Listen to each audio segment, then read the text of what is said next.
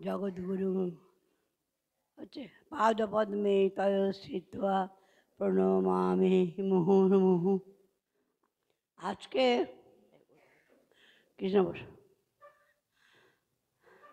আমরা সবাই একত্রিত হয়েছি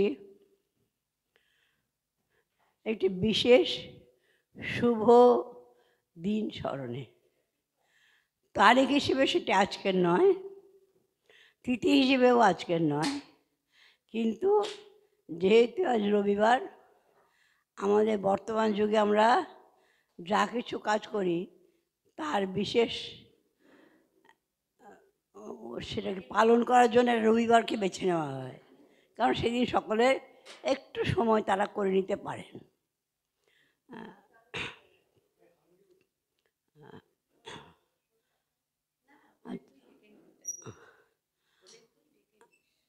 আজ স্বামী বিবেকানন্দকে স্মরণের বিশেষ দিন।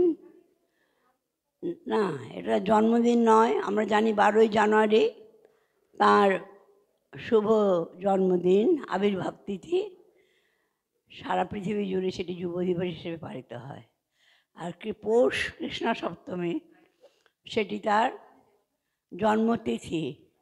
আমরা ভারতবর্ষের মানুষরা তিথি, বিশেষ করে বঙ্গদেশের লোকেরা তিথি অনুযায়ী সব কিছু পালন করি। সেই তিথিটি ছিল গত 2রা ফেব্রুয়ারি, কিন্তু সেদিন ছুটির দিন না হওয়ায় সেদিন আমরা আর সবাই মিলে মিলিত হতে পারিনি। আর আজকে সবার আরেকটি বৈশিষ্ট্য যে এটা প্রধানত যারা শিক্ষার্থী এবং শিক্ষার্থীদের যারা অভিভাবক অভিভাবিকা তাদের জন্য। দুটো কারণ, একটা এটা মাঘ মাস, সকলেই নানা রকম অনুষ্ঠানে ব্যস্ত থাকবেন। দ্বিতীয়ত স্বামীজি বিশেষ করে তরুণদের উপর বড় আশা করেছিলেন। আমরা এই যুগে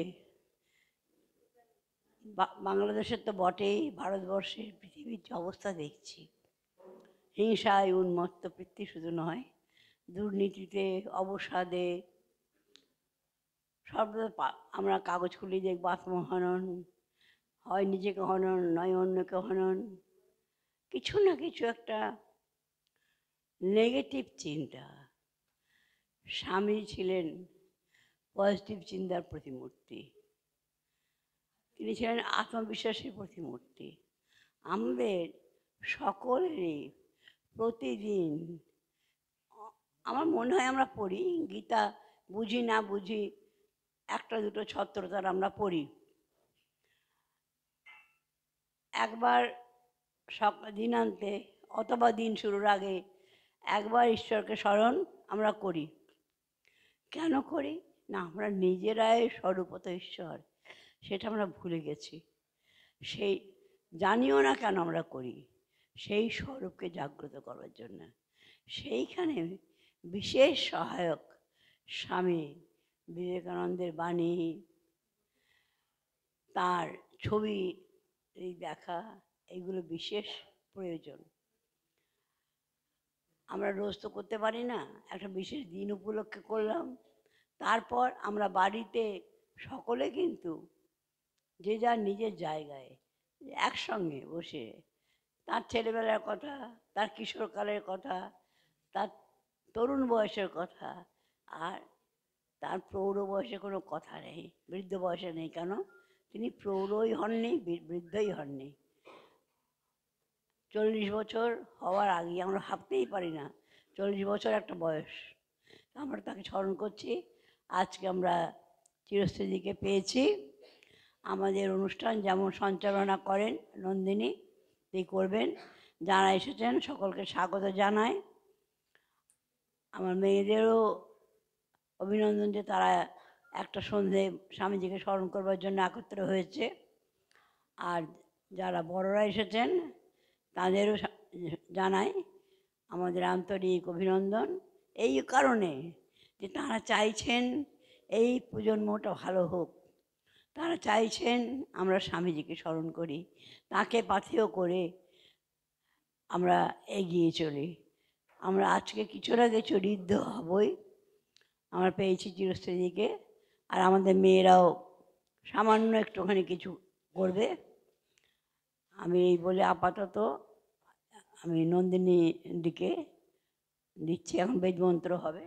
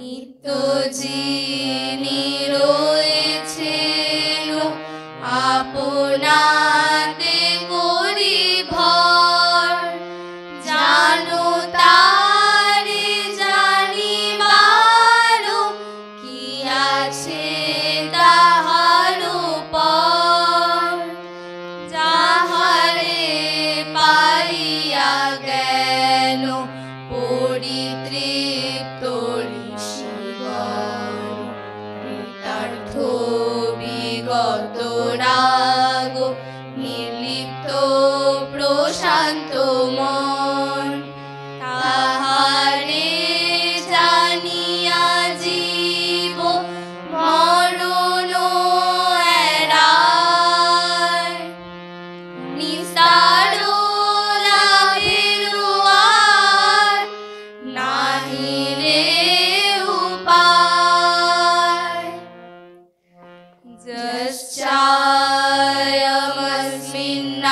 যশ্চায়মস্মিন্নাকাশে তেজোময় মৃতময় পুরুষ সর্বানুভূ, যশ্চায়মস্মিন্নাত্মানি তেজোময় মৃতময় পুরুষ সর্বানুভূ,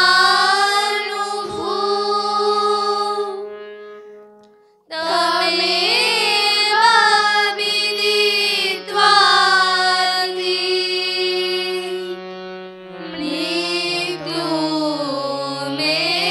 মৃত্যুমেতি, নান্য পন্থা বিদ্যতে আয়নায়, নান্য পন্থা বিদ্যতে আয়নায়, নান্য পন্থা বিদ্যতে আয়নায়।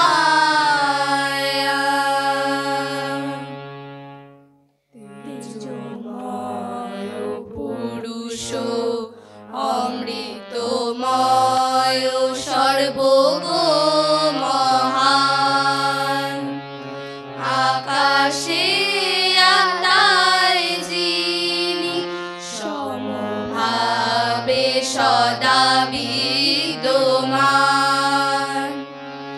তাহারে জানিয়া জীব মরণ এড়ায়, নিস্তার লাভের আর নাহি রে উপায়, তাহারে জানিয়া জীব মরণ এড়ায়, নিস্তার লাভের আর নাহি রে উপায়।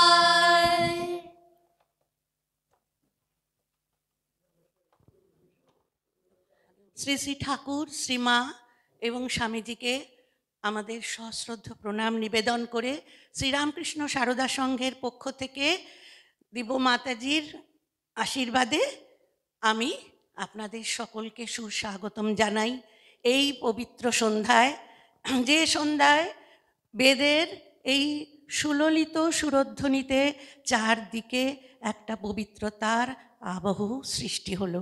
তারই মধ্যে দিয়ে এই কয়েকজন সন্ন্যাসিনী যারা এখনও আমাদের মধ্যে রয়েছেন, তারা প্রবীণা, অসুস্থা, কিন্তু তাদের নিয়ত প্রয়াস যে তাদের সেই দধিচির মতো আত্মত্যাগের বিনিময়ে যে বিদ্যালয় প্রতিষ্ঠিত হয়েছিল, সেই বিদ্যালয় যেন আগামী প্রজন্মকে নতুন উন্নত তরুণ তরুণী উপহার দিতে পারে।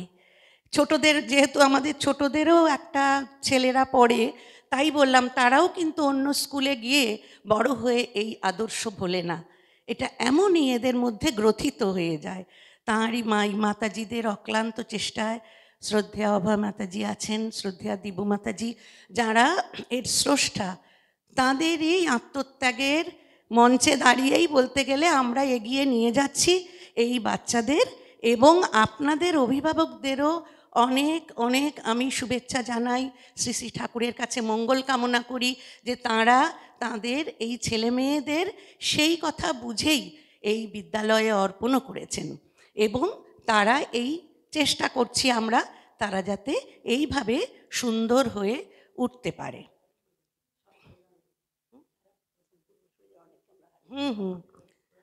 হ্যাঁ, সকলের উদ্দেশ্যেই প্রণাম জানাই যে আমরা পূর্বে যাদের হারিয়েছি সেই মাতাজিদের কাছে অবশ্য আমরাও বড় হয়েছি। হ্যাঁ, অন্যান্য শিক্ষিকারাও বহুজন যারা এই বিদ্যালয়ের সঙ্গে যুক্ত ছিলেন তাদের মানে স্মরণ করে তবেই আমরা অনুষ্ঠান শুরু করছি। আর স্বামীজির আদর্শ আমাদের ধ্রুবতারা, এই অপূর্ব, এই অদ্ভুত ক্রান্তদর্শী চিরঋষি, তাকেই আমরা, তাঁর চরণেই আজকে আমাদের এই উদযাপন। কারণ আমরা জানি 2 তারিখে তাঁর তিথি পুজো অনুষ্ঠিত হয়েছে, তারই অনুরণন আজকে আমরা শ্রদ্ধেয়া চিরস্মৃতির কাছে শুনব। কারণ কি, তাঁর বলা আমরা সর্বত্র শুনেও থাকি, নতুন নয়, আমরা সবেতে শুনে থাকি, বারবার আমরা আকাঙ্ক্ষা করি তাকে শুনতে। তাকে পেয়ে তো আমরা আজকে খুবই ধন্য মনে করছি নিজেদের। আচ্ছা, এবার উদ্বোধন সঙ্গীত।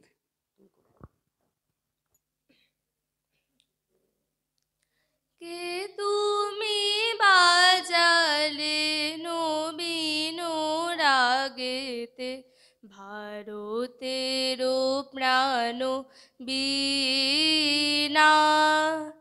কে তুমি বাজালে নবীন রাগেতে, ভারতেরও প্রাণ বীণা। মধুর ঝঙ্কারে মুগ্ধ জগত, চকিতে গাহে বন্দনা। মধুর ঝঙ্কারে মুগ্ধ জগত, চকিতে গাহে বন্দনা। কে তুমি বাজালে নবীন রাগেতে, ভারতেরও প্রাণ বীণা। ললিত ছন্দে গভীর মন্দ্রে, পশিল সে তান রন্ধ্রে রন্ধ্রে। ললিত ছন্দে গভীর মন্দ্রে, পশিল সে তান রন্ধ্রে রন্ধ্রে। জাগিল সুপ্ত লুপ্ত গৌরব, ভারত বর্ষ দীনা। কে তুমি বাজালে নবীন রাগেতে, ভারতেরও প্রাণ বীণা।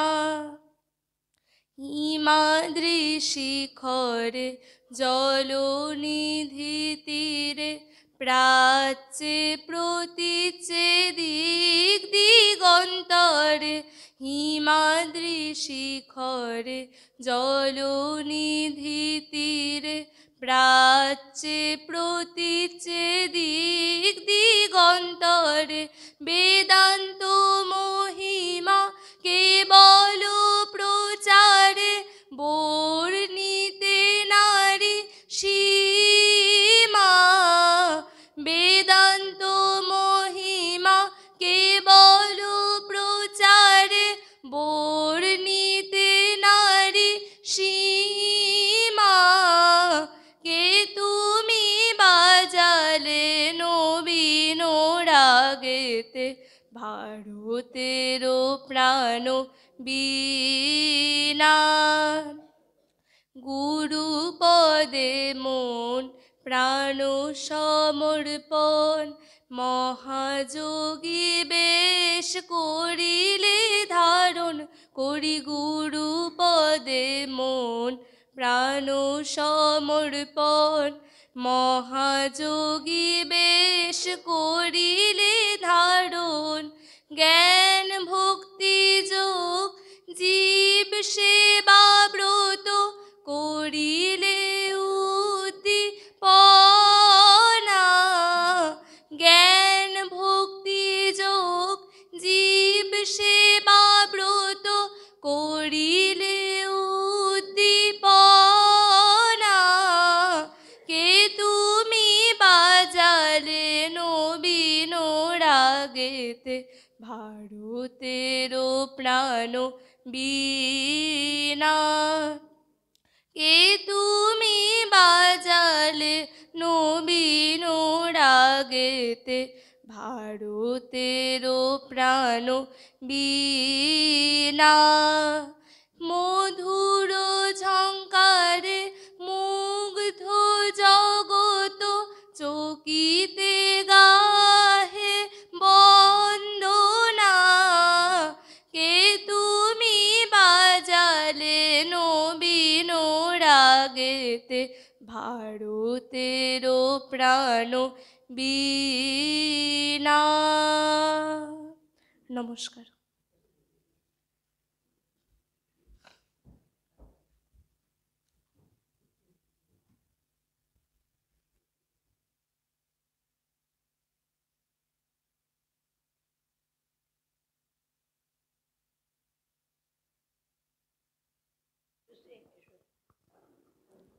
এবার মঞ্চে আমরা ডেকে নিচ্ছি শ্রদ্ধেয়া শ্রীমতী চিরশ্রী বন্দ্যোপাধ্যায়কে। আচ্ছা আচ্ছা, আমাদের সারদা সংঘে নিয়মিত আসেন এরকম অনেকেই আছেন, দিদিরা বৌদিরা সকলেই আসেন। তাদের মধ্যে সকলকে তো এখানে আনা যায় না, সেই জন্য মাতাজি বলছেন যে এই শ্রদ্ধেয়া শ্রীমতী শিখা মুস্তাফিদি আর শ্রদ্ধেয়া শ্রীমতী পূর্ণিমা সরকার দি যদি আসেন একটু মঞ্চে মাতাজিকে সাহায্য করতে। কৃষ্ণাদি আপনাকেও বলছিলেন, আমি বললাম যে দিদি সামনে আছেন, ঠিক আছে।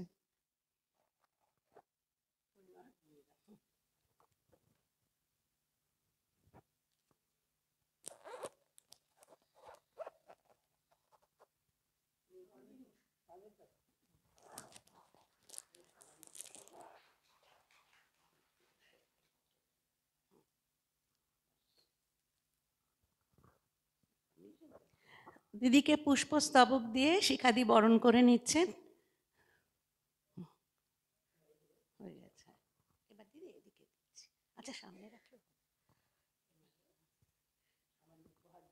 এবারে মাতাজিদের সংঘের পক্ষ থেকে উপহার দেওয়া হচ্ছে। আর এই যে বইগুলো, এই বইগুলোর মধ্যে সব থেকে হচ্ছে এইটা মাতাজির নিজের লেখা, এটা এই যে নিভৃত নীল পদ্ম লাগি, এই বইখানি, এই যে এই বইখানি, এইটি মাতাজি নিজের লেখা এবং সংগ্রহে রাখার মতো বই। আপনারা চাইলে আশ্রমে যোগাযোগ করে সেটা পেতেও পারবেন। আর একটা বই, হ্যাঁ এটাও ধ্রুবতারা। দিদি নিজেও বই লেখেন, এই আমাদের চিরশ্রীদি বইমেলায় তার বই প্রকাশিতও হয়েছে, যারা জানেন গেছেন। এবার আমরা শ্রদ্ধেয়া শ্রীমতী চিরশ্রী বন্দ্যোপাধ্যায়ের মুখে আমরা কিছু কথা শুনব।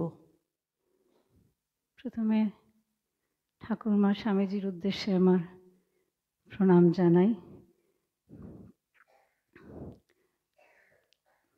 আমি শ্রদ্ধেয়া দিব্যা মাতাজিকে আমার নমস্কার জানাই।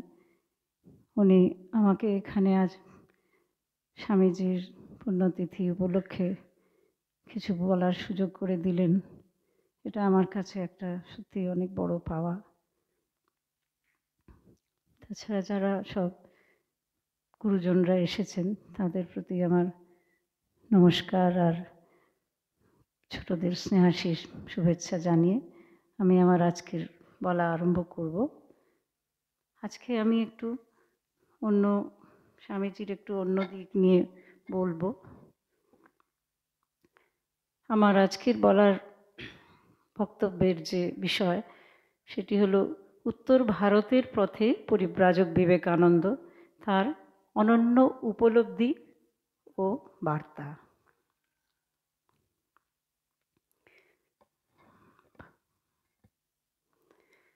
বিশ্বনাথ দত্তের দেহাবসানের পর নরেন্দ্রনাথ তার মায়ের কাছে রাখা কাগজপত্রে নিজের জীবনপঞ্জি দেখেছিলেন। সেখানে লেখা ছিল তার সন্ন্যাস যোগের কথা। তাইতে লেখা ছিল, সুপ্রতিষ্ঠিত পারিবারিক জীবনে জাতকের শান্তি বা স্বাচ্ছন্দ্য থাকতে পারে না, ভবিতব্য তাকে পৃথিবীর পথে পথে চালিয়ে নিয়ে যাবে। জাতক হবে আজন্ম পরিব্রাজক। সেই ভবিষ্যৎবাণী সত্যি হলো। তিনি জন্মসূত্রেও ছিলেন ভ্রামণিক বিশ্বনাথ দত্তের সন্তান, যিনি সে যুগেও ওকালতির প্রসার জমিয়েছিলেন গোটা উত্তর ভারত জুড়ে। বিশ্বনাথ দত্ত খুব বড় উকিল ছিলেন। সমস্ত ভারতের প্রথম 10 জন উকিলের মধ্যে তাকে গণ্য করা হতো।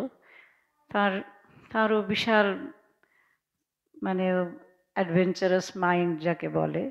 উনি প্রচুর দূর দূর দূরান্ত গিয়ে গিয়ে কাজ করেছেন, লাহোর অবধি গেছেন, একদম গিয়ে নিজের প্রসার জমিয়েছিলেন। পুত্র নরেন্দ্রনাথেরও ছিল একইভাবে পথের দুর্নিবার আকর্ষণ। দেশ ও তার মানুষকে জানার অন্তহীন আকাঙ্ক্ষা। এই আকর্ষণের এক বড় কেন্দ্রে ছিল হিমালয়। অতঃপর সেই মনোভাবকে পূর্ণ করতে তিনি 1890 সালের জুলাই মাসে বেরিয়ে পড়লেন হিমালয় অভিমুখে। সঙ্গী করলেন তিব্বত হিমালয়ের পথের অভিজ্ঞ ও দক্ষ গুরুভাই স্বামী অখণ্ডানন্দজিকে। যাবার আগে শ্রী শ্রী মায়ের আজ্ঞা ও আশীর্বাদ নিলেন। অখণ্ডানন্দজির কথা তো আপনারা জানেন। উনি হিমালয়ে তিব্বত তিনবার হিমালয় পার করে তিব্বত গিয়েছিলেন। ঠাকুর ওনাকে বলেছিলেন যে, দেখো, যদি অনন্তের স্বাদ পেতে চাও তো হিমালয় আর সমুদ্র দেখতে যেও। তো সেই কথা শোনার জন্য পরে ঠাকুরের চলে যাওয়ার অনন্তর পরে সবাই যখন যে যার বেরিয়ে পড়লো যে দিকে, তখন উনি হিমালয় ভ্রমণে চলে যান এবং অতি অল্প বয়সে হিমালয়ের বিশাল অঞ্চলে বহুদিন কাটিয়েছিলেন, বহু ঘুরেছিলেন এবং ওই হিমালয়ের ওই পথ অতিক্রম করে খালি পায়ে কীভাবে তিনবার তিব্বত গিয়েছিলেন এবং ফিরেছিলেন। তো তার বিশাল অভিজ্ঞতা ছিল এই হিমালয়কে কেন্দ্র করা। সেই জন্যেই সেই স্বামীজি অখণ্ডানন্দজিকে সঙ্গী করলেন তার সাথে যাওয়ার জন্যে। প্রথমে সন্ন্যাসের রীতি মেনে পদব্রজে গঙ্গার পথ ধরে যাত্রা আরম্ভ করেন। মনস্থ করলেন ভিক্ষান্নে দিন যাপনের। শহর ছাড়তেই শান্ত উন্মুখ প্রকৃতি ও গ্রাম্য সরল মানুষদের উপস্থিতি তাকে উদ্ভাসিত করে তুলল, মুক্ত করল সমস্ত দুশ্চিন্তা থেকে। আরম্ভ হলো তার অমোঘ উপস্থিতিকে কেন্দ্র করে দেওয়া নেওয়া ক্রমের এক নতুন শৃঙ্খলা। এই পরিব্রাজক জীবনে স্বামীজি যত সবাইকে নিজের জ্ঞান, নিজের ভাবনা, নিজের আত্ম উপলব্ধি দান করেছেন, ততই উনি আহরণ করেছেন ভারতের মানুষের কাছ থেকে, পথে চলা জীবনের নানান অভিজ্ঞতা থেকে। সেই জন্যেই এই দেয়া নেয়ার এক শৃঙ্খলা এই আরম্ভ হলো তার পরিব্রাজক জীবনকে ঘিরে। স্বামী বিবেকানন্দের জীবনের সময়কালকে যদি কয়েক ভাগে ভাগ করে নেওয়া যায়, তো তার মধ্যে সবচেয়ে গুরুত্বপূর্ণ অংশ হলো এই পরিব্রাজক। আসমুদ্র হিমালয় ব্যাপ্ত ঋষিমণিদের হাতে গড়ে তোলা এই সুবিশাল ভারতভূমির পথে পথে ঘুরে ও অসংখ্য মানুষের সংস্পর্শে এসে তিনি শুধু তাদেরই সমৃদ্ধ করেননি, নিজেও সম্পূর্ণ হয়েছেন। খুঁজে পেয়েছেন বহু প্রশ্নের উত্তর। পরিব্রাজক জীবন তাকে পরবর্তী মহৎ কর্মকাণ্ডে ঝাঁপিয়ে পড়ার উদ্যোগে সহায়তা করেছে, দেখিয়েছে দিশা সঠিকভাবে। সেই পরিব্রাজনকালের এক মোড় ঘোরানো গুরুত্বপূর্ণ অংশ সাধিত হয়েছিল তার হিমালয় যাত্রাকালে, বিশেষ করে কাকড়ি ঘাটে। এই হিমালয় যাত্রা তার জীবনের একটা বিরাট দিক। উনি খুবই হিমালয় প্রীতি ওনার খুব বেশি রকম ছিল। স্বামীজি হিমালয় ভীষণ ভালোবাসতেন এবং আপনারা সবাই জানেন যে এত জায়গা থাকতে তিনি সেই আকাঙ্ক্ষা পূর্ণ করেছিলেন, পরে গিয়ে মায়াবতীতে তার আশ্রম গড়ে তুলেছিলেন মিস্টার সেভিয়ারের সাহচর্যে। তো এই হিমালয়ের ওনার টান প্রচণ্ড ছিল, উনি সেভাবেই যাত্রা আরম্ভ করলেন। একবার গিয়ে ফিরে এসেছিলেন, দ্বিতীয়বার আবার গেলেন। তো কিন্তু এই যাত্রাকালে কাঁকড়ি ঘাট বলে একটি জায়গাতে তার বিশেষ কিছু ভালো অভিজ্ঞতা, অদ্ভুত রকমের অভিজ্ঞতা হয়েছিল। সেই বিশেষ অভিজ্ঞতার কথাটি এখানে বলবো আমি। দীপ্ত প্রক্ষিপ্ত সূর্যের আলোকে যেমন ঢেকে রাখা যায় না, সে যেখানেই থাকুক না কেন স্বমহিমায় বিকশিত হয়ে থাকে, তেমনি ভিক্ষাপাত্র হাতে দুই তরুণ সন্ন্যাসী সহজেই সকলের দৃষ্টি আকর্ষণ করলেন। দুই সন্ন্যাসী প্রখর দীপ্ত, যেমন স্বামীজির রূপ, সৌন্দর্য, চেহারা, অল্প বয়স, তার সাথে অখণ্ডানন্দজি, তিনিও তো বিশাল লম্বা সুন্দর তার চেহারা, তিনিও তরুণ। এই দুই এত উজ্জ্বল সন্ন্যাসী সহজেই মানুষের দৃষ্টি আকর্ষণ করতে আরম্ভ করলেন যে এরা কারা, এত প্রখর দীপ্ত এমন। প্রথমে আগস্টের প্রথম সপ্তাহে তারা এসে পৌঁছলেন ভাগলপুরে গঙ্গার ঘাটে। সেখানে কুমার নিত্যানন্দ সিংয়ের মতো কিছু নামি দামি মানুষের সুনজরে পড়ার পরে আতিথ্য গ্রহণ করলেন বাবু মন্মথনাথ চৌধুরীর। সেই বাড়ির অতিথি মথুরানাথ সিনহা স্বামীজিকে দেখে মুগ্ধ হলেন। তাকে দেখে তার মনে পড়ে গেল তার পূর্বাশ্রমের দিনের কথা, যখন পূর্বাশ্রমে স্বামীজি যখন নরেন্দ্রনাথ ছিলেন, যখন ঠাকুরের কাছে সান্নিধ্যে আসেননি, তখন মথুরানাথ সিনহা তাকে দেখেছিলেন। সেই দেখার একটা মনে ছিল ওনার, সেটাই উনি পরে আবার স্বামীজিকে যখন এই চেহারায় দেখলেন তখন সে কথা তার মনে পড়ল। মন্ত্রপুত হয়েছিলেন বাবু মন্মথনাথ চৌধুরীও। বিবেকানন্দ ব্যক্তিত্বের জাদুর স্পর্শ পরিবর্তিত করেছিল তাকে। একরোখা ব্রাহ্ম মন্মথনাথ প্রথমে স্বামীজিকে এক সামান্য সন্ন্যাসী মনে করে উপেক্ষা করেছিলেন, কিন্তু ক্রমে ধাপে ধাপে বিস্মিত ও মুগ্ধ হলেন তার জ্ঞানের আলোকে। তাকে হিন্দু ধর্মের সারতত্ত্ব বুঝিয়েছিলেন স্বামীজি শ্রীকৃষ্ণের ব্যাখ্যার মাধ্যমে।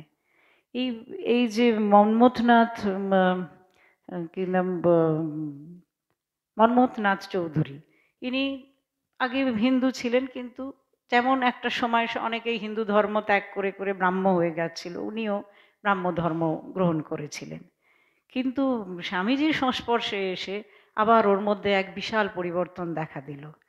স্বামীজি ওনাকে শ্রীকৃষ্ণের ব্যাখ্যা বেশিটাই গীতাকে ভিত্তি করে সমস্ত কিছু বোঝালেন, হিন্দু ধর্মের সারতত্ত্ব। স্বামীজির সেই ব্যাখ্যায় উনি এতই আপ্লুত হলেন যে আবার নিজের স্বধর্মে ফিরে এলেন, ব্রাহ্ম ধর্ম ত্যাগ করে আবার নিজের।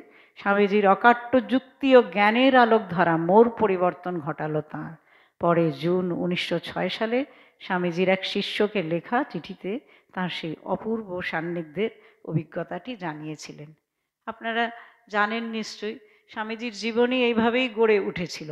না হলে স্বামীজি কোথায় কোথায় দেশ ঘুরেছেন, কি করেছেন, কে আর তার কথা জানে। কিন্তু স্বামীজি চলে যাওয়ার পরে তার যে জীবনী গড়ে উঠেছিল, সেই সমস্ত খোঁজ করে করে তাকে যারা যেখানে যেভাবে দেখেছেন তাদের স্মৃতির মন্থন, সেগুলোকেই গুছিয়ে গুছিয়ে এই the life of Swami Vivekananda by his eastern and western disciples, এই বইটি লিখিত হয় আর কি, যেটি ওনার সবচেয়ে প্রামাণ্য জীবনী। এবং ওখানে কারো কোনো নাম নেই যে কে লিখেছে। ওই ইস্টার্ন ওয়েস্টার্ন, পশ্চিমী আর পূর্ব, যারা সব ফলোয়ার ডিভোটেড, যারা স্বামীজি ভক্ত অনুরাগী, তারা যেভাবে তাকে দেখেছেন, যা যা তাদের স্মৃতির থেকে, সেগুলোকেই সাজিয়ে সুন্দর করে মায়াবতীতে প্রথম এই বই লিখিত হয়। তারপর তার থেকে বাংলা এসেই অনেক কিছুই হয়েছে। এইভাবে বহু মানুষের মাঝে অজস্র অভিজ্ঞতার ধাপ পেরোতে পেরোতে স্বামীজি এগিয়ে যান নিজ ঈপ্সিত লক্ষ্যের দিকে। তিনি বদ্রীনাথ যাওয়া স্থির করেন। যাওয়ার পথে তারা ভাগলপুর ছেড়ে এসে ওঠেন বৈদ্যনাথে। বৈদ্যনাথ ধাম তো জানেন আপনারা, বিহারে। আমি ছেলেবেলায় গেছি, আমি বিহারেরই মেয়ে। খুব জাগ্রত। ওরা মানে পীঠস্থানকে ওদের ভাষায় ধাম বলে, শিবের মন্দির ওই বৈদ্যনাথ ধাম। সেই বৈদ্যনাথে গিয়ে স্বামীজি যান। বৈদ্যনাথ অর্থাৎ আজকের দেওঘর, দেওঘরেতেই আছে। এসে তিনি প্রথমে বৈদ্যনাথ শিবের মন্দির দর্শন করেন। খুব জাগ্রত, বহু পুরনো শিব। এখানে তাকে ঘিরে একটি মজার ঘটনা ঘটে। সেখানে তার আলাপ হয় দেশভক্ত সমাজসেবী ব্রাহ্ম শিক্ষক ও নেতা রাজনারায়ণ বসুর সঙ্গে। প্রৌঢ় একরোখা মানুষটি প্রথম জীবনে ইংরেজি শিক্ষায় শিক্ষিত হয়ে ভারতীয় সব কিছুকে ঘৃণার চোখে দেখতেন। যেমন আগেকার দিনে হতো, তখনকার সময় তো ইংরেজ রাজত্ব, অতএব যেসব বর্ধিষ্ণু পরিবার তাদের উপর ইংরেজ রাজত্বের প্রভাব বিরাটভাবে ছিল, মানে ইংরেজ ভালো পরিবারের প্রভাব ছিল, তাকে সেখানে তারা কোম্পানিতে চাকরি করছে সব কিছু, যার ফলে ইংরেজি শিক্ষার এটা ভীষণভাবে সেসব বর্ধিষ্ণু পরিবারে এসে তিনি, এই রাজনারায়ণ বসুও বড় ভালো পরিবারের মানুষ ছিলেন এবং ইংরেজি শিক্ষায় শিক্ষিত হয়ে টয়ে সমস্ত এই ভারতীয় জিনিস বা হিন্দু সব কিছুকেই একটু ঘৃণার চোখে দেখতেন। কিন্তু পরবর্তীকালে নিজ দেশ ও ধর্মের প্রতি তার পূর্ণ আস্থা ফিরে আসে ও তিনি মনে প্রাণে হয়ে ওঠেন ইংরেজ বিদ্বেষী। মানে মানুষের যেরকম বই হয়, তখন যেমন এতই ভারতীয় বা হিন্দু সমস্ত ব্যাপারকে ঘৃণার চোখে দেখতেন, আবার পরবর্তী সময় যখন পরিবর্তন হলো তখন একদম সে উল্টে গেলেন। তখন মানে সবই ইংরেজি, না ইংরেজি একদম ভালো না, ইংরেজি সব কিছুই তখন তার অপছন্দের হয়ে দাঁড়িয়ে গেল, ইংরেজ বিদ্বেষী হয়ে যান। ক্রমে এই বিরূপতা এমন জায়গায় গিয়ে পৌঁছয় যে ইংরেজি হাবভাব তো দূরস্থ, কেউ কথার মাঝে একটি ইংরেজি শব্দ উচ্চারণ করলেও তিনি তাকে জরিমানা দিতে বাধ্য করতেন। মানুষ কথার মধ্যে যেমন আমরাও বলে ফেলি কখনো ইংরেজি শব্দ ইউজ করি, কোনো শব্দ ব্যবহার করলে তাকে জরিমানা করতেন, মানে এতই ইংরেজ বিদ্বেষ। এমন পরিস্থিতির মাঝে তার সঙ্গে স্বামীজির দেখা হয়। তিনি যে এরকম একটু, তার যে এরকম একটা মজার পাগলামি ব্যাপার আছে সেটা স্বামীজিরা শুনেছিলেন, জানতেন। স্বামীজি জানতেন তার কথা, অতঃপর তিনি অখণ্ডানন্দকে বারণ করেন এ কথা বলতে যে তিনি এক বর্ণও ইংরেজি বোঝেন। স্বামীজি তো মানে একদম ইংলিশ স্পিকিং মঙ্ক, এত সুন্দর মানে ইংরেজি তো অসাধারণ ছিল ওনার। কিন্তু উনি অখণ্ডানন্দ জানেন, তুমি বলো না যে আমি একটুও ইংরেজি জানি। এবার এরা উনি ভাবলেন যে রাজনারায়ণ বসু ভাবলেন এই দুই সন্ন্যাসী এরা আর কি, ঠিক আছে ঠাকুরদেব তার ভক্ত এসেছে, ঠিক আছে। এইভাবে গভীর ওখানে গিয়ে উঠলেন তারা। গভীর আলাপচারিতায় ও আলোচনায় দিন কাটতে থাকে। স্বামীজি বহু তত্ত্ব কথা শোনান তাকে, কিন্তু অতি সাবধানতা বশত ইংরেজি শব্দের প্রয়োগ এড়িয়ে যান। খুব সাবধানভাবে কথা বলেন, একটাও ইংরেজি শব্দ ব্যবহার করেন না। এমনকি একবার প্লাস শব্দের প্রয়োগ অপরিহার্য হয়ে গেলে সেটি উচ্চারণ না করে আঙুল প্লাস ভঙ্গিটি করে দেখান। একবার কথার মধ্যে প্লাস শব্দ, প্লাসটার কি করে কি বাংলা বলবে বুঝতে না পারে এমনি করে দেখান। রাজনারায়ণ বাবু একইভাবে কথা শোনেন, তা রাজনারায়ণ বাবু সেই বুঝেই কথা বলছেন যে এরা তো ইংরেজি জানে না। তিনি একবার ভুলক্রমে প্লাস শব্দটি উচ্চারণ করে ফেলেন। তারপরে অপ্রস্তুত হয়ে যান, ভাবেন যে এই সন্ন্যাসী দুটি তো ইংরেজি জানে না, অতএব তাকে বোঝানোর অভিপ্রায় এবার তিনি আঙুলে সেই ভঙ্গিটি আবার করে দেখান। দুই সন্ন্যাসীরই খুব আমোদ বোধ করে, খুব হাসি পায়, কিন্তু তারা হাসি সম্বরণ করেন। এইভাবেই সাক্ষাৎকার পর্ব সাঙ্গ হলে তারা বৈদ্যনাথ ছেড়ে এগিয়ে যান। স্বামীজি আর অখণ্ডানন্দজি বৈদ্যনাথ ছেড়ে অন্যদিকে চলে যান। বেশ কিছু বছর পরে নরেন্দ্রনাথ স্বামী বিবেকানন্দ রূপে বিখ্যাত হলে রাজনারায়ণ বাবু বিশ্বজয়ী সেই তরুণ সন্ন্যাসীটির কথা স্মরণ করেন ও নতি স্বীকার করেন তার অনন্য ক্ষমতার কাছে। বাবা, আমাকে তো বিশাল বোকা বানিয়ে এরা গেছে, তো এইরকম অসাধারণ এক ছেলে আমাকে কীরকমভাবে বোকা বানিয়ে চলে গেল। হিমালয় অভিমুখের এই যাত্রাকাল স্বামীজির পরিব্রাজক জীবনের এক বিশেষ দিককে ইঙ্গিত করে। এই সময়কালে তিনি যেমন দুহাতে শিক্ষা জ্ঞানের আলোক ছড়িয়েছেন, তেমনি উপলব্ধিও করেছেন বহু কিছু প্রকৃতি থেকে, জীবন থেকে। পরম উপলব্ধি থেকে একবার তিনি বলেছিলেন, আমাদের প্রাচীন আর্যদের সূত্র থেকে পাওয়া যে জ্ঞান, বুদ্ধি ও ক্ষণজন্ম প্রতিভার অবশিষ্টাংশটুকু আছে, তার বেশিটাই এখনও রয়েছে গঙ্গার উপকূলবর্তী অঞ্চলে। গঙ্গার থেকে দূরে গেলে এ প্রাপ্তির হ্রাস লক্ষিত হয়। এ তথ্য আমাদের ধর্মগ্রন্থে কথিত গঙ্গার মাহাত্ম্যের দিকে ইঙ্গিত করে। আমাদের গঙ্গার তো বিশাল ধর্মগ্রন্থে তার বিরাট এক স্থান রয়েছে। সেটাই উনি বলেছেন যে আর্যদের সূত্র থেকেই এগুলো জানা যায়, কেন কি আর্য সভ্যতার তো বিকাশই হয়েছিল গঙ্গার উপকূলে, গঙ্গার দুই উপকূল জুড়েই আর্যদের সভ্যতা। তো তার যে একটা ঐতিহ্য, তার যে সংস্কৃতি, তার যে একটা এনরিচমেন্ট যেটাকে বলে, সেই জিনিসটা স্বামীজি বলেছিলেন যে এবার উনি ঘুরছেন, দেখছেন, উনি তো একটা সাধারণ মানুষ নয়, ওনার বুদ্ধি, মেধা, উপলব্ধির মন, হৃদয় সব কিছুই তো বিশাল স্তরের। উনি সেই জিনিসটা উপলব্ধি করে এই কথাটি বলেছিলেন যে আমাদের যে আর্যদের সূত্র থেকে যে আমরা পাই, তার থেকে সত্যি এটা বুঝতে পারি যে গঙ্গার যত কাছাকাছি আমরা যখন আছি, সেই ঐতিহ্য, সেই সংস্কৃতি, সেই শিক্ষা, সেই সমস্ত কিছু, সেই ধর্মের ব্যাপার সমস্ত কিছুরই তার প্রখরতা অনেক বেশি গঙ্গার কাছে। গঙ্গা থেকে যত আমরা আস্তে আস্তে দূরের দিকে সরে যাচ্ছি, সেই সমস্ত কিছুরই ধারা বা ধার সবই কমে যাচ্ছে ধীরে ধীরে। অতএব এতেই বোঝা যায় যে গঙ্গার মাহাত্ম্য কতখানি। আর সব নদীর মতো তো গঙ্গা নয়। আমরা কত ভাগ্যবান যে আমাদের শহরেও আমরা এরকম একখানা নদীকে পাই। এভাবে ক্রমে তার হিমালয় অভিমুখের যাত্রাপথ তাকে সমৃদ্ধ করে তুলতে আরম্ভ করে তোলে আরও বেশি আত্মপ্রত্যয়ী। যেমন যেমন উনি আরও এগোচ্ছেন, আরও একটার পর একটা শহর গ্রাম ছাড়াচ্ছেন, সব জায়গায় থাকছেন, ওই আরও আত্মপ্রত্যয়টা বাড়ছে। নরেন্দ্রনাথ থেকে বিবেকানন্দ হওয়ার যে এই যে ব্যাপার, সেই যে প্রক্রিয়া, সেই প্রক্রিয়া সব থেকে বেশি ঘটেছিল এই পরিব্রাজক সময়ে। স্বামীজি পরিব্রাজক কালে ভারতের যে বিরাট অংশ ঘুরেছিলেন, না হলে রবীন্দ্রনাথ বলেন, রবীন্দ্রনাথের মতো মানুষ আর কজন, অত জ্ঞান বুদ্ধি, এই মেধা, এই অসাধারণ। কিন্তু সে তো একটি কথা বলেছিলেন, ভারতবর্ষকে যদি জানতে চাও বিবেকানন্দ পড়ো। কেন বলেছিলেন? কেন কি এইভাবে ভারতবর্ষকে কেউ দেখেনি, জানেনি। এই জানার মধ্যে দিয়ে আমরা যেমন বলি না, একটা গলি দিয়ে হেঁটে গেলে আমরা বাড়ি বাড়ি সমস্ত কিছু বুঝতে পারি, চিনতে পারি, সেইভাবে পদব্রজে হেঁটে উনি সমস্ত ভারত ঘুরেছেন। ভারতের গলি গলি, ভারতের মানুষ প্রত্যেক ওপর থেকে নিচ অবধি প্রত্যেককে চিনেছেন, দেখেছেন সমস্ত কিছু। অতএব এই আহরণ ওনাকে আরও বেশি আত্মপ্রত্যয়ী, ওনার মধ্যে কনফিডেন্স যে ব্যাপারটা, সেটাকে আরও বেশি বাড়িয়ে তুলেছে। এবার তারা গাজীপুর হয়ে বারাণসী যান, যেখানে তিনি কয়েকটি দিন কাটান তার বন্ধু প্রমোদাবাবুর সঙ্গে। এই কি বলে, পরিব্রাজক জীবন স্বামীজির জীবনের সব থেকে আকর্ষণীয়, সবচেয়ে সুন্দর।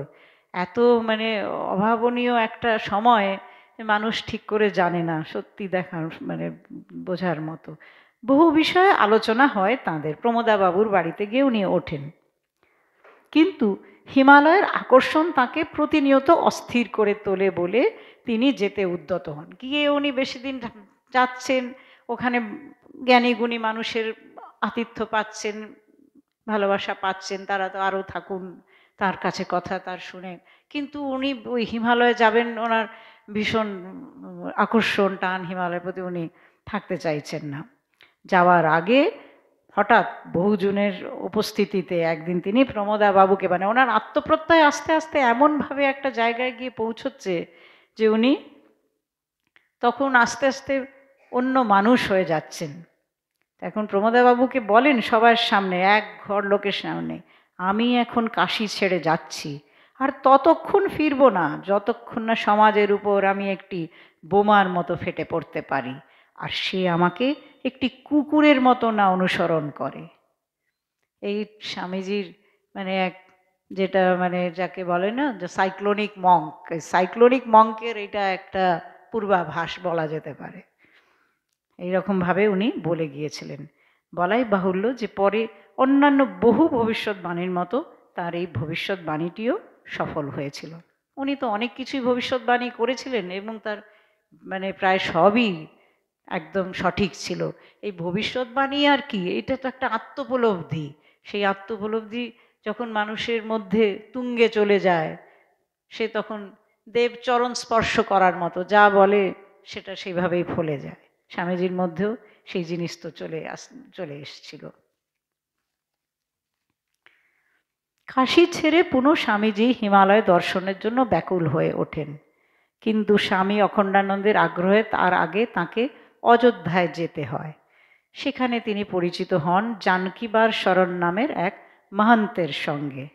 মহন্তের জ্ঞানের ব্যাপ্তি ও গভীর আধ্যাত্মিকতা তাকে প্রীত করে। সে কথা তিনি জানান তাঁর গুরু ভাইকে। ভালো লাগে, গুণী মানুষ। এরপর তাঁরা পায়ে হেঁটে পাহাড়ের পাকদণ্ডী পথ বেয়ে এসে পৌঁছন নৈনিতালে। সেখানে 6 দিন বাবু রমাপ্রসন্ন ভট্টাচার্যের বাড়িতে অতিথি হয়ে থাকেন। তারপর বেরিয়ে যান আলমোড়া অভিমুখে, তার অভিলাষিত বদ্রিকাশ্রম পৌঁছনোর অভিপ্রায়ে।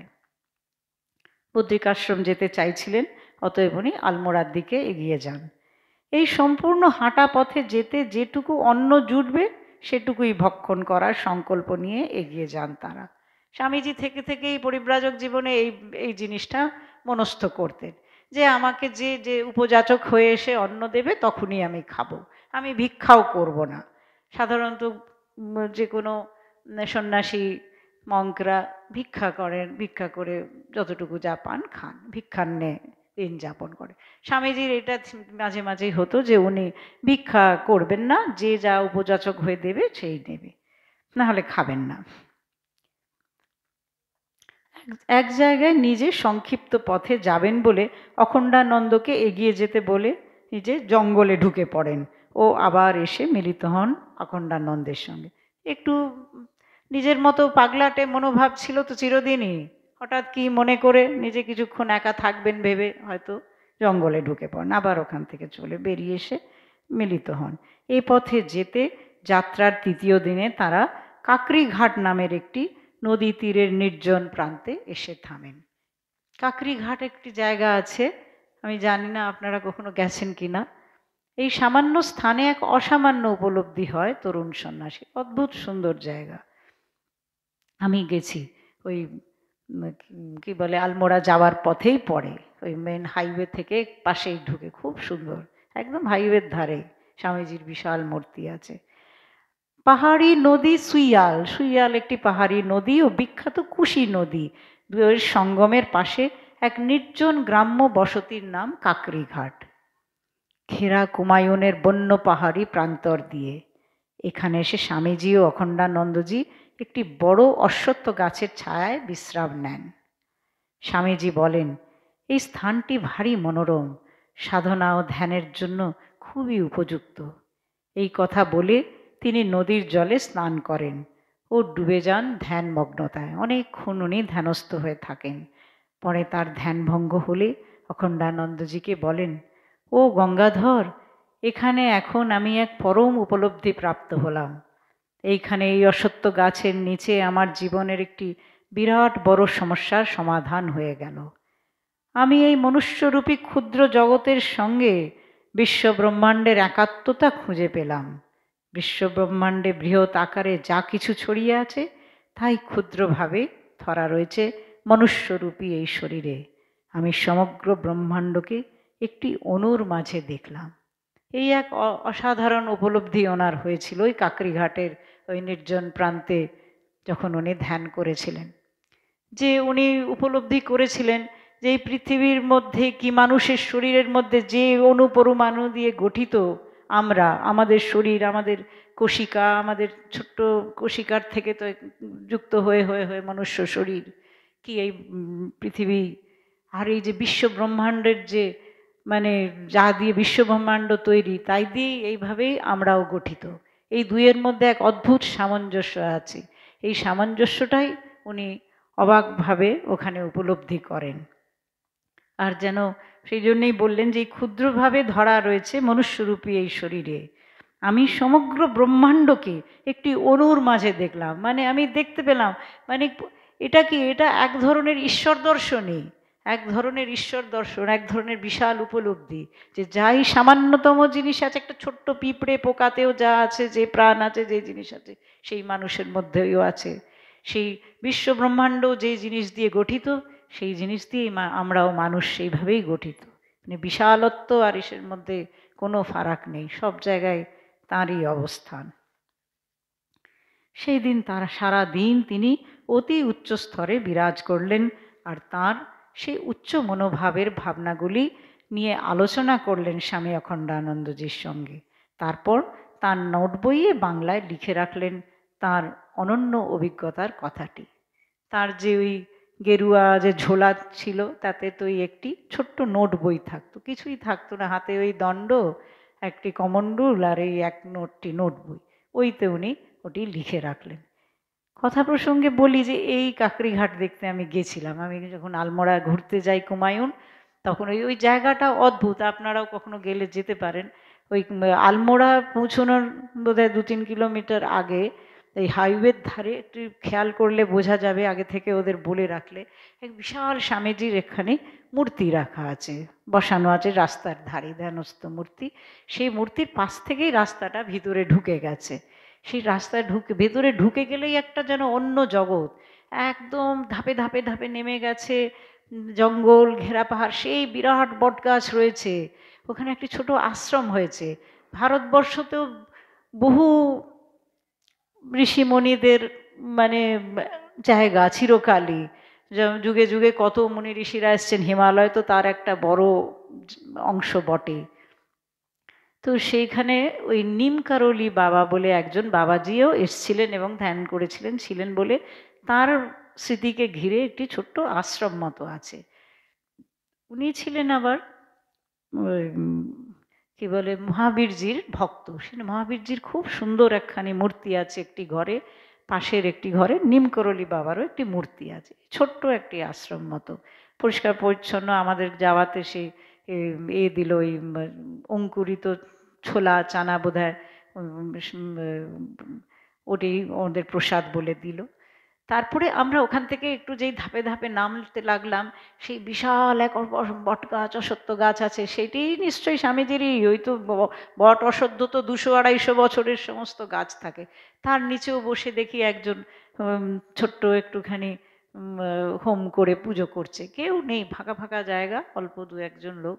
আর তার ঠিক আরও এক ধাপ নিচে নেমে গেলে সেইখানে ওই সুইয়াল আর কুশির ওই সঙ্গমটি রয়েছে, চারিপাশে জঙ্গল দিকে, অসাধারণ পরিবেশ। অদ্ভুত করে দেখে এইটাই ভালো লাগলো যে আজ যে এই অবস্থা, চারিদিকে শহর বেড়ে তো কোনো পাহাড়ি আলমোড়া বা কিছুই আর সেরকম ছোটোখাটো নেই, মানে বড় বড় শহর হয়ে গেছে, বিশাল হাইওয়ে পাশ দিয়ে। কিন্তু কাকরিঘাটের সেই জায়গা, সেই ধ্যানের জায়গা যেন আজও সেই ধ্যানস্থই ব্যাপার রয়েছে। এবং আমার মনে হয় ওরাও রয়েছে বলে একটু পরিষ্কার পরিচ্ছন্নও রাখে, ভারী সুন্দর, গেলেই মনটা ভালো হয়ে যায়। এ পথে যেতে অনন্য অভিজ্ঞতার সম্মুখীন হতে হয় স্বামীজিকে। উপযাচক হয়ে পাওয়া অন্যের ভরসায় পথ চলতে থাকেন স্বামীজি তার গুরু ভাইয়ের সঙ্গে। অনাহারে শ্রান্তিতে শরীর যেন আর বয় না। এই যে একটা মনস্থ করে চললেন দুজন, যে না আমি কেউ উপযাচক হয়ে খাবার দিলে তবেই খাবো। এবার কে কতজন বুঝবে যে তুমি খাওনি, তোমাকে উপযাচক হয়ে খাবার দেবে, এরকম কবার আর ঘটবে।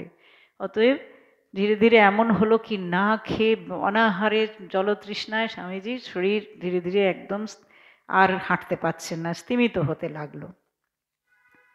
আলমোড়া থেকে 2 মাইল দূরত্বে বসে পড়েন তিনি, ওইখানে বসে পড়েন, আর হাঁটতে পারছেন না।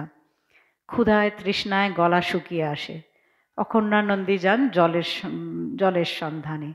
সেটি ছিল একটি গোরস্থান, যেখানে একটি কুটিরে জুলফিকার আলী নামের এক ফকির থাকতো।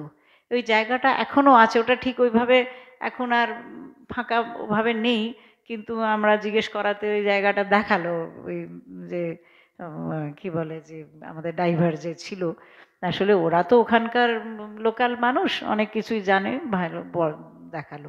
সেই জায়গাতে স্বামীজি ওই রকম, তখন তো সে আরও ফাঁকা জায়গা শুয়ে পড়ে, ওটা একটা গোরস্থান ছিল।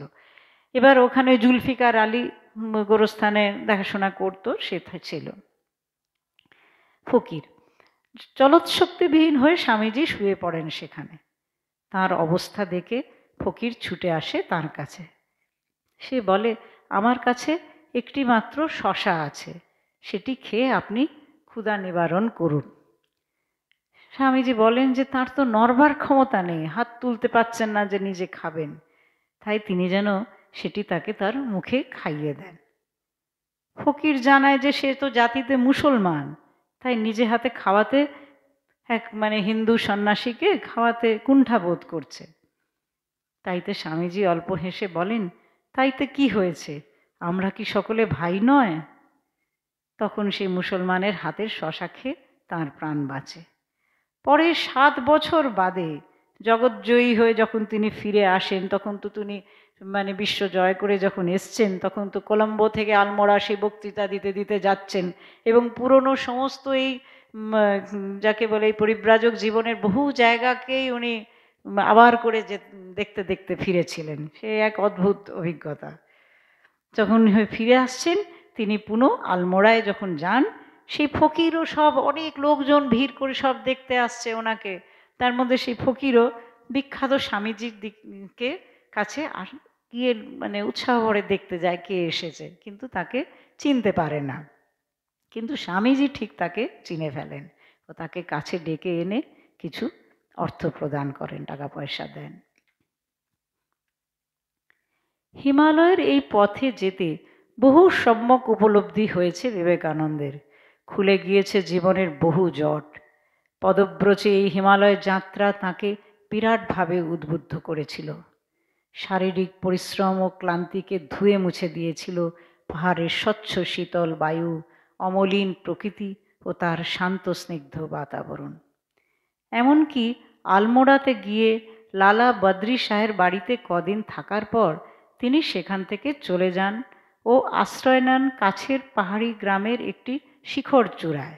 ওই বদ্রী শাহের বাড়িতে যান উনি ঠিকই, কিন্তু ওনার মন তো খালি কোথায় গিয়ে আমি ধ্যান করব, একান্তে থাকবো বলে উনি একটি কাছের পাহাড়ি শিখর চূড়ায় গিয়ে কিছুদিন ধ্যান করেন, মগ্ন হন গভীর অনুধ্যানে, নিজেকে বিলিয়ে দিতে চান আধ্যাত্মিক উৎকর্ষের মাঝে।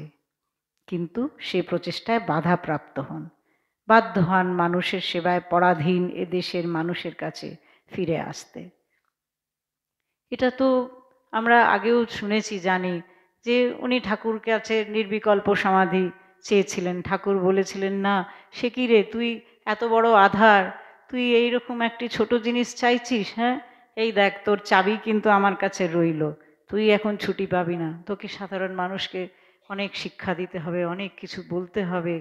তো এই স্বামীজির মধ্যে দুটি আপাত বিরোধী ভাবনা ধারণা সবসময় খেলা করত। একটা ছিল তার এই ধ্যানমগ্নতার এই বিলীন হয়ে থাকার আকাঙ্ক্ষা, আর আরেকটা ছিল এই দেশের মানুষের প্রতি এই টান।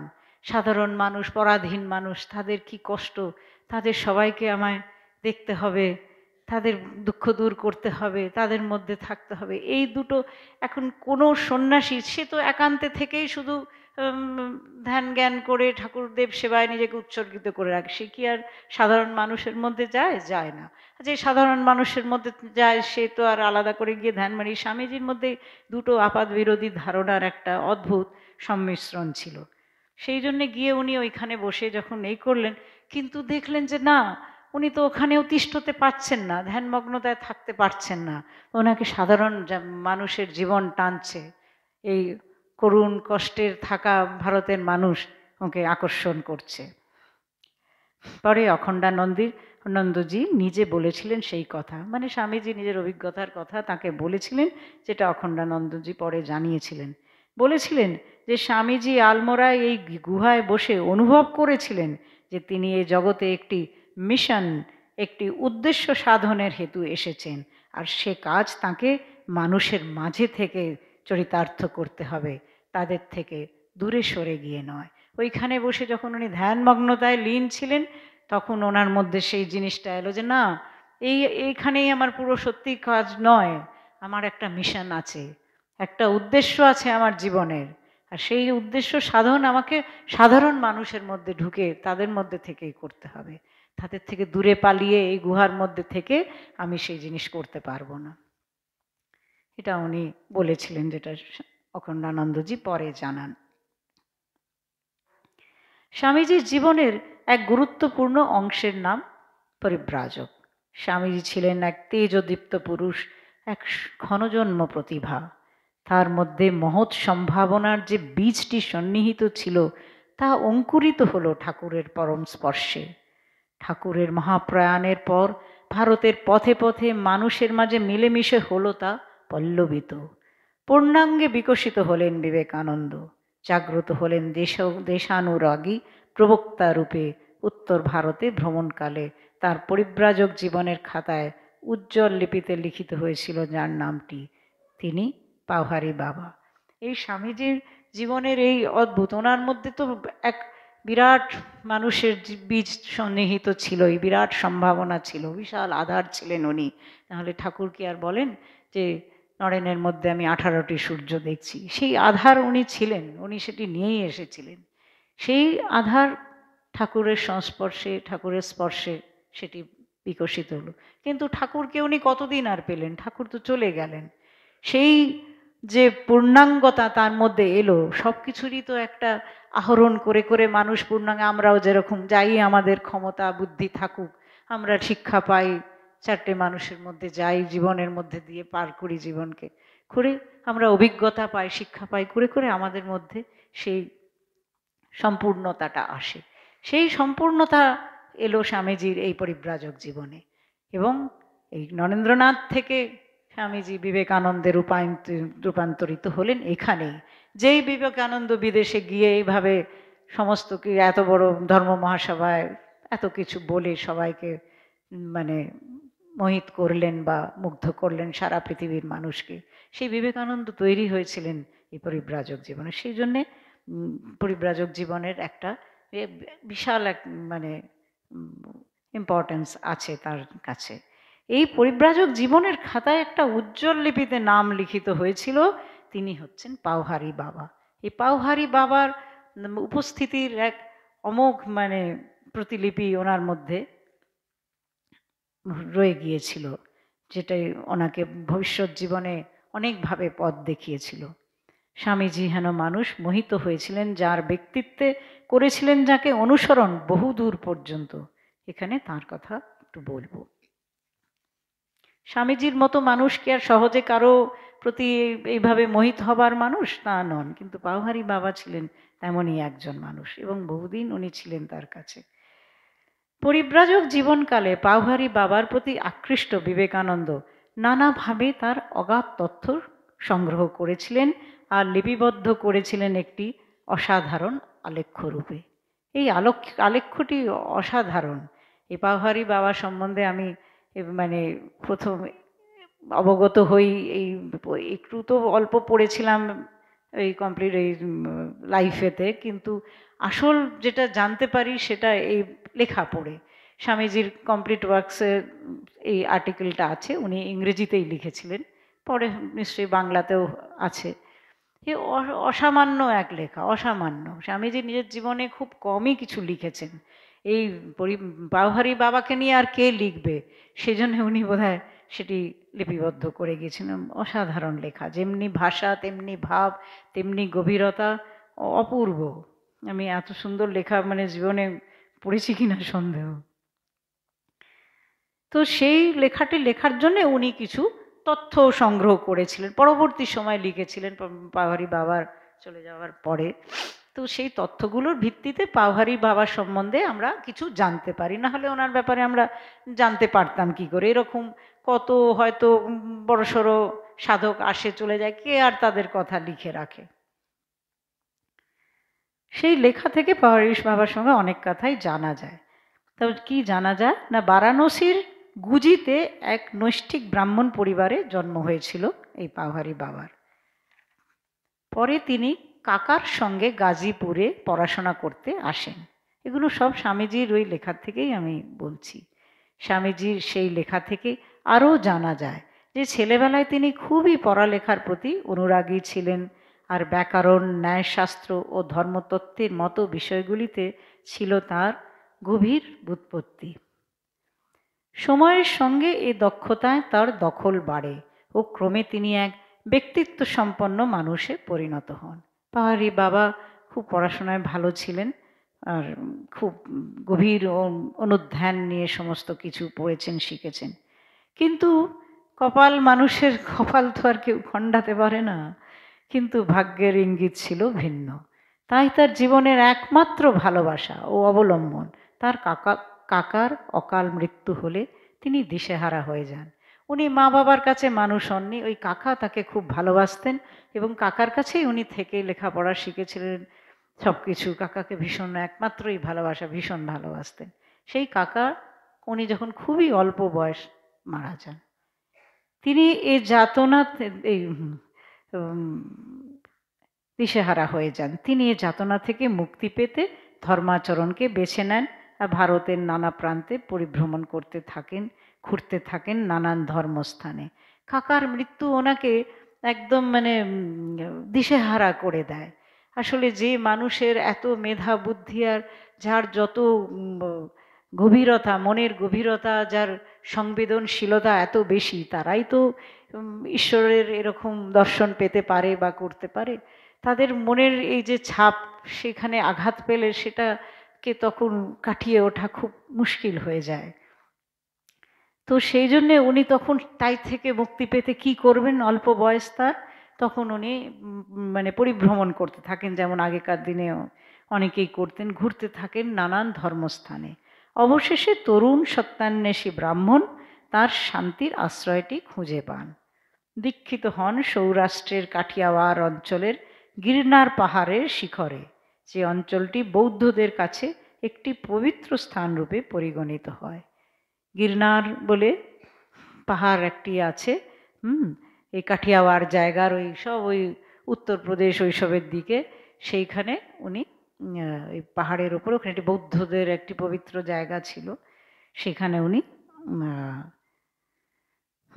দীক্ষা নেন আর কি। ওখানে উনি প্রথম শান্তি পান, তার গুরুকে পান। এখানে তিনি ঐকান্তিক নিষ্ঠা সহকারে যোগ সাধনাকে করায়ত্ত করেন ও পরে তা একাগ্র চিত্তে অনুশীলন করেন বারাণসীর গঙ্গা তীরের একটি স্থানে।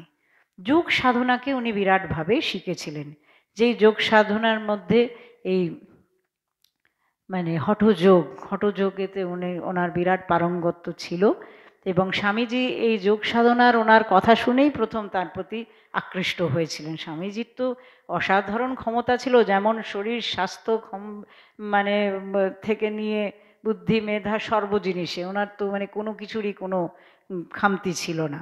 উনি ভাবলেন যে যদি হঠযোগ একটু শেখা যায় তাহলে আরও ভালোভাবে সব কিছু আমি অনেক কিছুই করতে পারবো।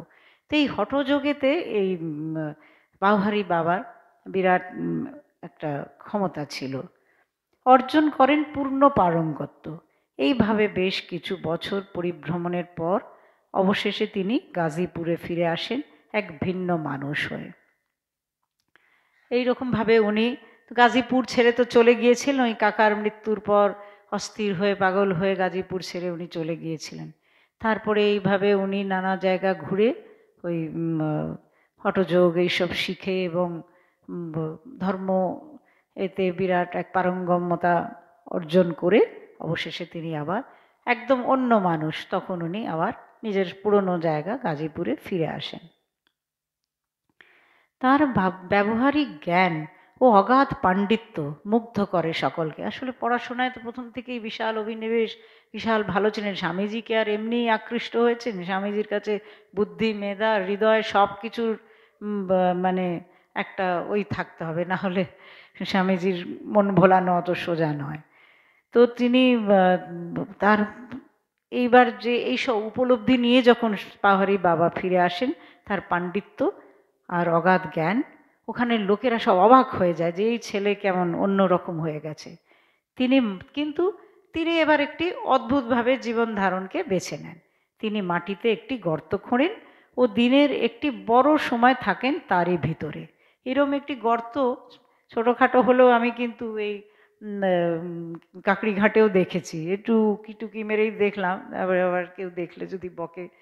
তো ওই রকম বড় একটি ওই মাটির ভিতরে একটি সুড়ঙ্গ গর্ত মতো খোঁড়ে তারই ভেতরে থেকে উনি সাধনা করতে আরম্ভ করেন। দিনের একটি বড় সময় থাকেন তারই ভেতরে। এই এক অদ্ভুতভাবে ওনার সাধনা আরম্ভ হয়।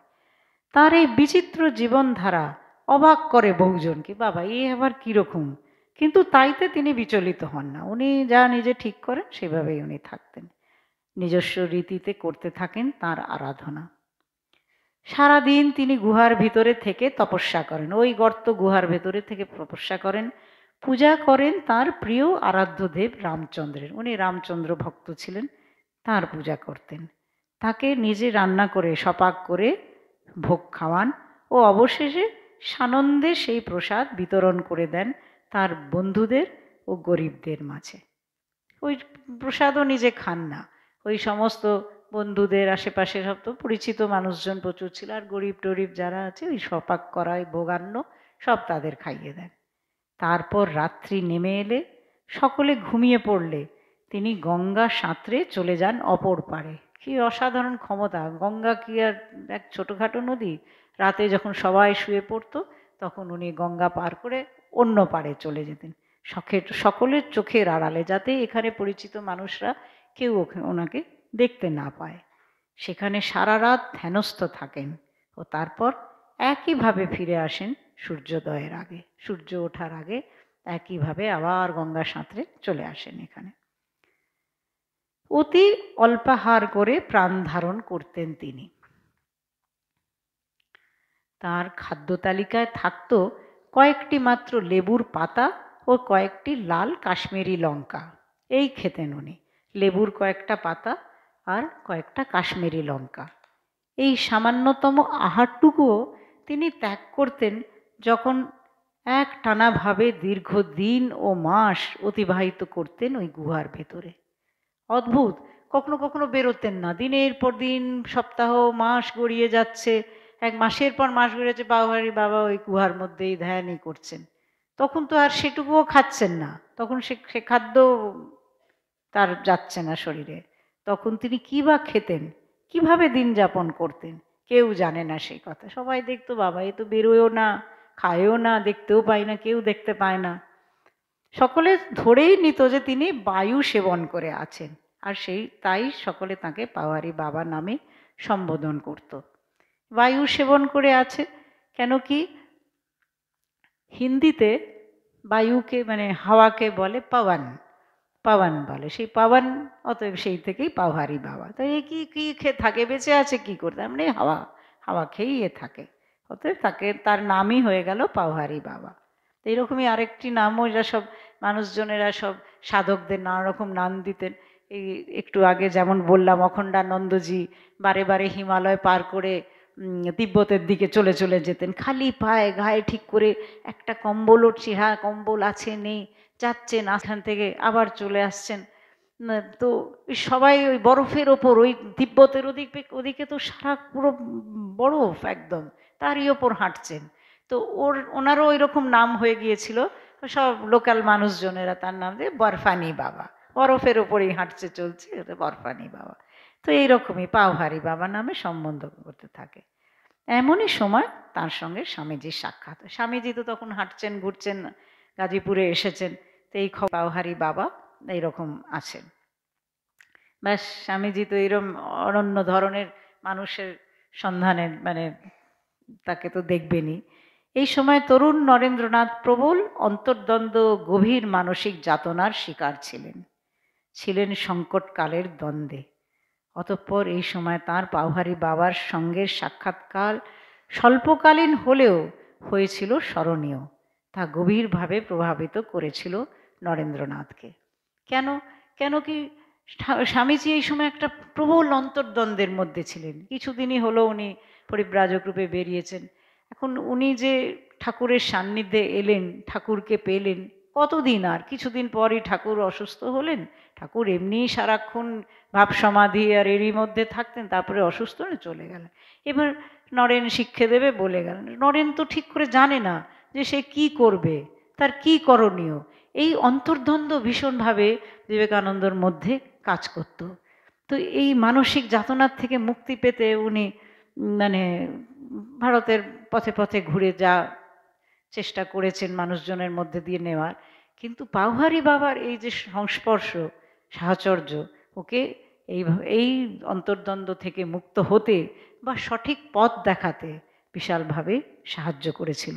সেই জন্যেই যতকাল স্বল্পকালীন এই সময় হলেও এই সময়ের প্রভাব ওনাকে বিশালভাবে প্রভাবিত করেছিল। সেই কারণেই উনি ওইভাবে পরে পাওহারি বাবাকে নিয়ে এত সুন্দর লেখনী লিখেছিলেন। কেন কি জানতেন আর তো কেউ লিখবে না? অভিনব জীবনে অভ্যস্ত বাবাজির সঙ্গে প্রথমে নরেন্দ্রনাথের সাক্ষাৎ হওয়া প্রায় অসম্ভব হয়ে দাঁড়ায়। পাওহারি বাবা তো এক অদ্ভুত জীবনে থাকেন, সে গর্তের মধ্যে থাকে, সে বেরোবে না, সে দেখা করবে না। এবার নরেন্দ্রনাথ তার সাথে দেখা করতে চান, দেখা করতে চাইলে কি হবে, সে দেখা করবে তবে তো তিনি দেখা করবেন। কারণ প্রথম দিকে তিনি স্বামীজির প্রতিটি প্রশ্নের উত্তর দিতেন বন্ধ দরজার অপর পার থেকে। প্রশ্ন স্বামীজির অসংখ্য প্রশ্ন করলে উনি দরজা বন্ধ করে ওই বন্ধ দরজার ওদিক থেকে উত্তর দিতেন, উনি বেরিয়ে এসে দেখা করতেন না। কিন্তু তার প্রতি আকর্ষিত স্বামীজি একাগ্র চিত্তে ঐকান্তিক প্রচেষ্টায় লেগে থাকেন। স্বামীজি তো ছাড়ার মানুষ নয়, উনি বলতেনই আমার হচ্ছে কুকুরের নিষ্ঠা, ডগ ড্যাটিচিউড, মানে একদম কি আমি প্রভুত্বে একদম দাঁত কামড়ে পড়ে থাকি। সেই কথাই তো উনি মানুষকেও বলে বোঝাবার চেষ্টা করেছেন যে কোনো কিছু কাজ যদি করো তো এইভাবে দাঁত কামড়ে পড়ে থেকে করো, দেখো সে আজ নয় কাল হবেই, কেউ তোমাকে আটকাতে পারবে না, কারো একটু আগে হবে, কারো দুদিন পরে হবে। তো ওনার সেই ঐকান্তিক প্রচেষ্টা তো ওনার নিজের মধ্যেই ছিল, উনি যা বলতেন উনি তো নিজেও তাই ছিলেন, সেই প্রচেষ্টায় উনি লেগে থাকেন। অতএব পাওহারি বাবা আর কী করবে, অবশেষে নরেন্দ্রনাথের প্রাণ ঢালা আগ্রহ ও প্রচেষ্টার সামনে নতি স্বীকার করতে হয় পাওহারি বাবাকে। তাদের সাক্ষাৎ হয়। অবাক হতেন স্বামীজি পাওহারি বাবাকে দেখে। অতি নম্র ও বিনীত ভাবাপন্ন বাবাজি তাকে জিজ্ঞেস করা যে কোনো প্রশ্নের উত্তরে বলতেন এই ভৃত্য কী বা জানে। এমন অদ্ভুত নম্রতা স্বামীজি জীবনে দেখেননি। সব কথাতেই উনি বলতেন মানে আমি আর কি, আমি এক সামান্য মানুষ, আমি কি জানি, এই ভৃত্য।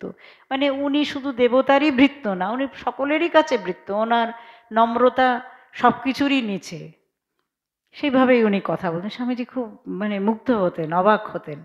কিন্তু কথা এগোলে স্বামীজি এই ভিন্ন সাধকের অন্তর্নিহিত শক্তি ও বুদ্ধির গভীরতা দেখে বাকরুদ্ধ হয়ে যেতেন, অবাক হয়ে যেতেন যে যেমনি বুদ্ধি তেমনি গভীরতা, তেমনি ভেতরের আন্তরিক শক্তি, কিন্তু মুখে ওই এক মানে অভাবনীয় এক নম্রতা।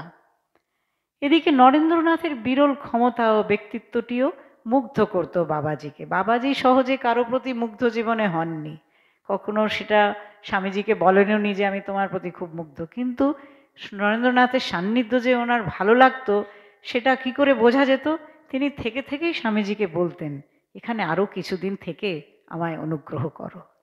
চাইতেন না যে উনি ছেড়ে চলে যান, থাকো আরও কটা দিন থাকো আমার কাছে। এতেই বোঝা যায় যে উনি স্বামীজিকে ছাড়তে চাইতেন না, ভালো লাগতো, উনি ভালোবাসতেন। এই অনুনয় উপেক্ষা করতে পারেন না তরুণ সন্ন্যাসী। স্বামীজির মন তো অতি নরম, উনি আর এই উপেক্ষা করতে পারতেন না। বাবাজির অন্তরের টান বাধ্য করে তাকে আরও অধিক কাল গাজীপুরে থাকতে। গাজীপুরে অনেক দিনই ছিলেন খেপে খেপে। অজস্র গুণে গুণী পাওহারি বাবা ছিলেন বিচিত্র আচরণে ভরা এক ভিন্ন জাতের মানুষ। অদ্ভুত বিচিত্র বিচিত্র আচরণ ছিল ওনার, কিন্তু অজস্র গুণে গুণী পাওহারি বাবা ছিলেন। জিজ্ঞেস করতেন স্বামীজি, নানান প্রশ্ন করতেন তাকে, নানা রকম প্রশ্ন স্বামীজি তাকে করতেন। জিজ্ঞেস করতেন কেন তিনি গর্তের গুহা থেকে বেরিয়ে এসে জগতে দুঃখমোচন করেন না। খালি প্রশ্ন করতেন স্বামীজি, কেন আপনি এইরকম এত কিছু জানেন পারেন, কেন গর্তের মধ্যে থাকেন। তিনি উত্তরে জানান, তুমি কি মনে করো যে কায়িক সাহায্যই এমন একমাত্র সাহায্য যা দিয়ে মানুষের সেবা করা সম্ভব? শরীরের গতিবিধি ছাড়া কি একটা মন দিয়ে অপর মনকে সাহায্য করা যায় না? এটা উনি বলতেন, স্বামীজি হয়তো তখন বুঝতেন না, কিন্তু এটা ঠিকই। ওনার তো যোগাসনের ওপর তো বিশাল দক্ষতা ছিল। আমার যেটা নিজের ধারণা, হয়তো সেই কারণেই এই কথা বলতেন যে কায়িকভাবে সাহায্য না করেও উনি যোগার মাধ্যমে তার আশেপাশের মানুষকে ভালো রাখার ক্ষমতা ওনার ছিল। স্বামীজি অজস্র প্রশ্নে জেরবার করেন থাকে। স্বামীজি তো প্রশ্ন করে করে তাকে জেরবার করে ছাড়তেন। জানতে চান যে কেন তিনি নিজেকে দেবসেবায় উৎসর্গিত না করে এক ছেলে মানুষ ভক্তের মতো নিজেকে রঘুবীরজির সেবায় লীন করে রেখেছেন। আপনি বেরোন, আপনি আরও দেবদেবী, এত বড় পৃথিবী ব্রহ্মাণ্ড সব কিছুকে সেবা করুন, সবাইকে দেখুন, তা না আপনি কি একটা বাচ্চা ছেলের মতো এই রঘুবীরজির পুজো করছেন? স্বামীজিও ওনাকে এরকমভাবে প্রশ্ন করতে থাকেন, বলতে থাকেন। এ তো তাঁর মতো উচ্চমার্গের সাধককে মানায় না। আপনি একটা উচ্চমার্গের সাধক, আপনাকে এরকম ছেলে মানুষের মতো জিনিস মানায় না। বাবাজি জানান, কেন তুমি ধরেই নিচ্ছ যে প্রতিটি মানুষ নিজের ভালোর হেতুই কর্ম করে, অপরের জন্য কি কর্ম করা যায় না? উনি স্বামীজি জিজ্ঞেস করলে এইভাবে উনি উত্তর দিতেন। কিন্তু বিবেকানন্দর জন্য কোনো দিনই কর্মের গণ্ডি কোনো লোকাচারের মধ্যে সীমাবদ্ধ ছিল না। বিবেকানন্দ তো এক অন্য ধাতুর মানুষ। তিনি লোকাচার, গণ্ডি, এই কোনো গণ্ডি স্বামীজির জন্য কখনো কোনো গণ্ডি ছিল না। কোনো গণ্ডি উনি পছন্দ করতেন না। তার জীবনের সময় হয়ে গেছে। হ্যাঁ, হ্যাঁ হ্যাঁ, তো গণ্ডির বাইরেই উনি সবসময় মানে নিজের মনোভাবকে ব্যক্ত করতে ভালোবাসতেন আর কি। কোনো গণ্ডি ওর জন্যে ছিল না। তাই তিনি বাবাজির এই গুহাবন্দী হয়ে থেকে সাধনার ধারাকে সমর্থন করতে পারেন না।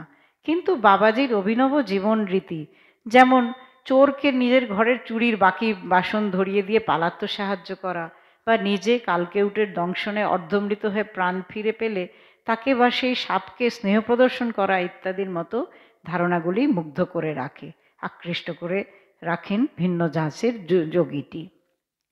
চোর জিনিস নিয়ে চুরি করে পালাচ্ছে, পাওহারি বাবা ছুটে গিয়ে তাকে ধরে গিয়ে বললেন, তুমি আরও জিনিস ফেলে গেছো, এগুলোও নিয়ে যাও। এইসব অদ্ভুত অদ্ভুত ব্যাপার ছিল ওনার, সেগুলো স্বামীজিকে খুব মুগ্ধ করত। তরুণ নরেন্দ্রনাথ তখন সত্যের অন্বেষণে ঘুরছেন ভারতের পথে পথে পরিব্রাজক রূপে। তার জীবন দ্বন্দ্বে পরিপূর্ণ। একদিকে তিনি শান্তিপূর্ণ সাধকের জীবন চান, তো অপরদিকে তার তীব্র তীক্ষ্ণ বুদ্ধিদীপ্ত মস্তিষ্ক অবয়বনাকে তিলার্ধ বিশ্রাম দিতে চায় না। তিনি বাবাজির জীবনধারায় প্রভাবিত থাকলেও তার পূর্ণ জীবনধারাকে সমর্থন করতে পারেন না। একসময় নরেন্দ্রনাথ তার কাছ থেকে হঠযোগ শেখার আকাঙ্ক্ষায় তার শিষ্যত্ব গ্রহণে আগ্রহী হয়ে পড়েন, যে না আমি হঠযোগ শিখব বাবাজির কাছে। কিন্তু সে বিষয়ে বাবাজির কাছ থেকে তেমন কোনো সাড়া আসে না। কিন্তু স্বামীজি তো স্থিতপ্রজ্ঞ হয়ে তিনি কি করেন, যে অচলাবস্থায় খণ্ডন করতে অবশেষে দীক্ষার জন্য একটি দিন ধার্য করেন। কিন্তু সে পরিকল্পনা তার সফল হয় না।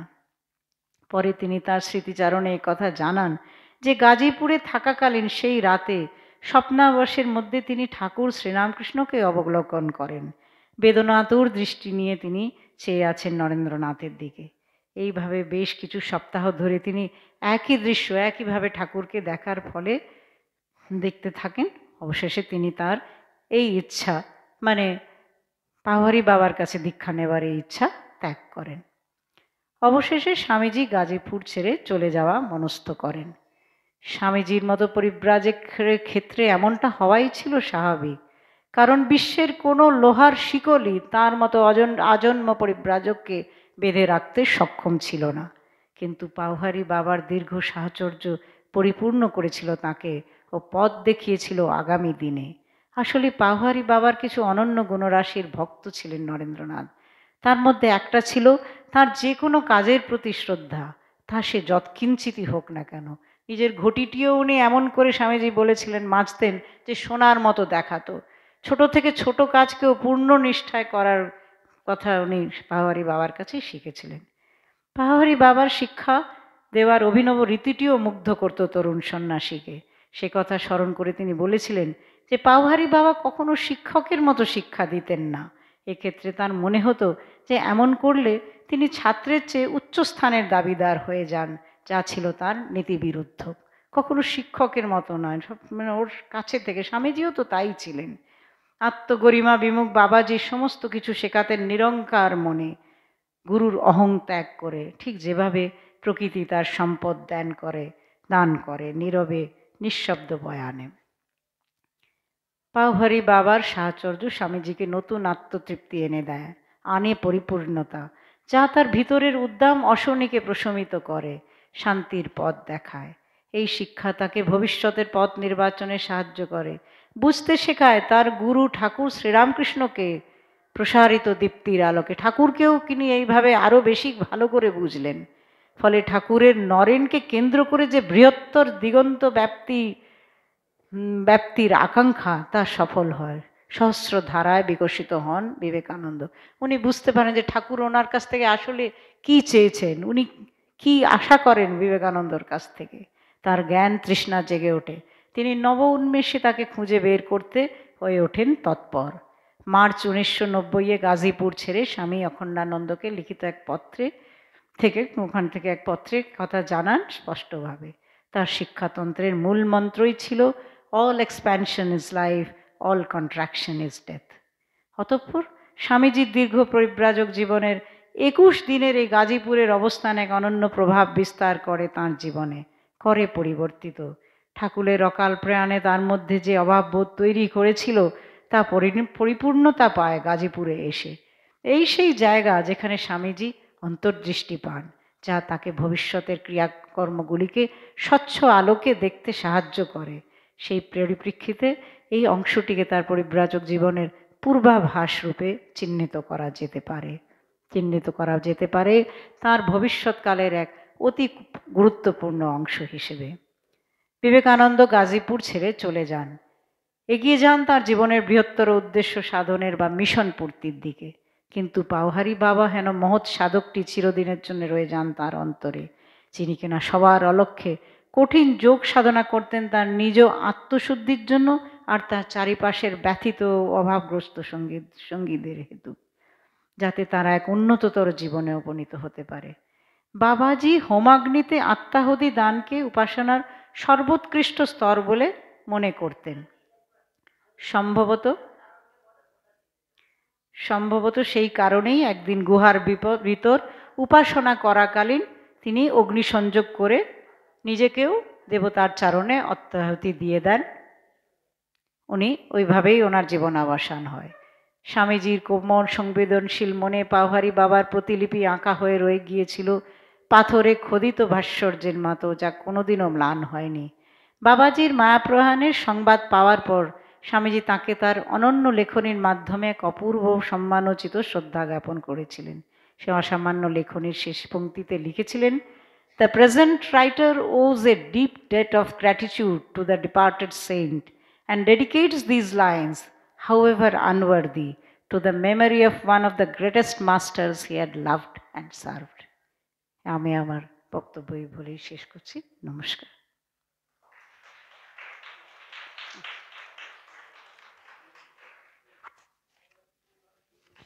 আচ্ছা, আমাদের অনুষ্ঠান এখন শেষের পর্যায়ে। এখন আমাদের বিদ্যালয়ের শিক্ষিকা এবং আমাদের আশ্রমের ভক্ত শ্রীমতী সর্বাণী রায় সমাপ্তি সঙ্গীত করবেন। সেটার পর আপনারা ধীরে ধীরে নামবেন। তবে এই প্রসঙ্গে একটা কথা বলি, প্রথমেই যে আপনাদের আসার জন্য অসংখ্য ধন্যবাদ। শ্রী শ্রী ঠাকুর আপনাদের কল্যাণ করুন। আর আমাদের শিক্ষিকা, অভিভাবক, ছাত্রীদের আশীর্বাদ। আর কথা প্রসঙ্গে বলি, দিদি মুসলিম ভক্তের একটি গল্পমালার মধ্যে বললেন, গেঁথে নিলেন। আমাদের এই আজকে ঠাকুরকে সাজিয়ে দিয়েছেন আমাদেরই একজন মুসলিম ছাত্রী না ছাত্রীর কে বলুন তো? একটি মুসলিম। আচ্ছা, একজন মুসলিম আর একজন প্রাক্তন ছাত্রী। ও আচ্ছা, এটাই একজন প্রাক্তন ছাত্রী এবং একজন মুসলিম। বুঝতে পেরেছেন? কাজেই তাদেরও দিদি যে বললেন তার যে এই স্বামীজির যে সারবত্তা সেটা আমাদের মধ্যে যে রয়েছে সেটা বোঝা গেল। এইবার সকলকে ধন্যবাদ জ্ঞাপনের পরেই দিদির কথা বলি। অসম্ভব সুন্দর কথামালার মধ্যে দিয়েই 1 ঘন্টা সময় আমরা অতিবাহিত করলাম। এত অপূর্ব যে পরিব্রাজনের সময়টা তিনি তুলে ধরলেন, এবং সব থেকে যে নরেন্দ্রনাথ যে পোটেনশিয়াল কোয়ালিটিসগুলো নিয়ে জন্মেছেন, সেগুলো শ্রীরামকৃষ্ণের যে তিনি ছিলেন স্পর্শমণি, তিনি যে ছুঁয়ে দিয়েছেন, তার যে ইচ্ছা যে স্বামীজি কি হবেন, সেইটা অনেক সন্ন্যাসী তো আছেন, সাইক্লোনিকও দিদি বললেন, কিন্তু এই বিবেকানন্দ হচ্ছেন এক্সেপশনাল, ব্যতিক্রমী সন্ন্যাসী, যার এই অন্তর্দ্বন্দ্ব, যে দুটো অন্তর্দ্বন্দ্বের কথা বললেন দিদি, যে একটা হচ্ছে তার হৃদয়ে ঠাকুরের অভাব বোধ ঠাকুরের দেহাবসানের পর, আর একটা বলছেন তার ইহলৌকিক যে অধ্যাত্ম উন্নতি, তার সঙ্গে তার যে কনফ্লিক্টটা হচ্ছে, যে এই পারমার্থিক যে মানে জীবনের সঙ্গে যে আমাদের ইহলৌকিক অভিজ্ঞতার। আর কোনো সন্ন্যাসী ভারতবর্ষের দুঃখে এমন করে কাঁদেননি, আর কোনো সন্ন্যাসী এরম করে পরিব্রাজন করেননি, এরম করে উপলব্ধি করেননি প্রকৃতিকে, হিমালয়কে, গঙ্গাকে, মানুষকে, ঋষিকে, সাধারণ দরিদ্রতম জাতিভেদ প্রথার ঊর্ধ্বে উঠে এই এক অসামান্য সনাতন ভারতবর্ষ থেকে এই আধুনিক ভারতবর্ষে। কাজেই স্বামীজির পরিব্রাজন তার ব্যক্তিগত উন্নতির নয়, স্বামীজির পরিব্রাজন হচ্ছে আমাদের উন্নতি, ভারতবর্ষের উন্নতি, এবং স্বামীজির নিজের মানে সবার বিবেকানন্দ হয়ে ওঠা, যেটা দিদি বললেন সংকোচনী মৃত্যু, এক্সপ্যানশন, মানুষ দেবত্বে উত্তীর্ণ হতে পারে, সেইটা স্বামীজি নিজে তাঁর এই সংক্ষিপ্ত 39 বছরের জীবন, কিছুই না, আমরা তার থেকে বেশি বেঁচে আছি। সেই জন্য বলতে পারি যে তাঁর চরণে অশেষ শ্রদ্ধা, হৃদয় উজাড় করা প্রণাম আজকে নিবেদন করি, এবং আমাদের সর্বানিধির গানের মধ্যে দিয়ে আপনারা শুনে ধীরে ধীরে এই 2 মিনিট আমাদের জন্য থেকে আপনারা যে যার গৃহে প্রস্থান করুন।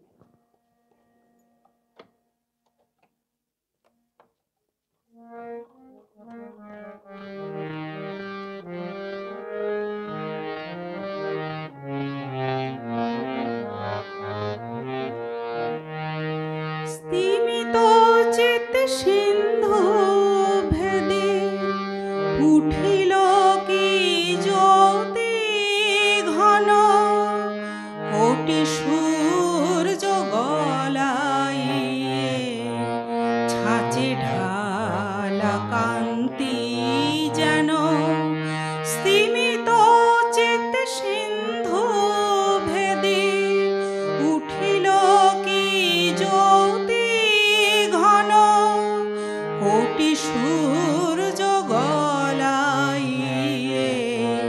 ছাঁচে ঢালা কান্তি যেন। মায়া খণ্ডিত অখণ্ড বারে বুঝে লীলাকে বা হেন, কোটি সূর্য গলাইয়ে ছাঁচে ঢালা কান্তি যেন। স্তিমিত চিত সিন্ধু ভেদে উঠিল কি জ্যোতি ঘন, কোটি সূর্য গলাইয়ে ছাঁচে ঢালা কান্তি যেন।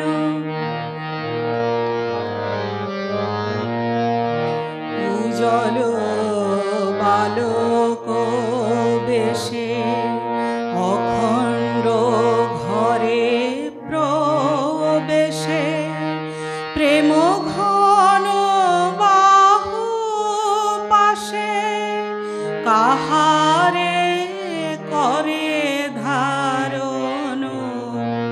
উজ্জ্বল বালক বেশে অখণ্ড ঘরে প্রবেশে, প্রেম ঘন বাহু পাশে কাহারে করে ধারণ। উঠো বীর আঁখি মেলে ছাড়ো ধ্যান চলো চলে,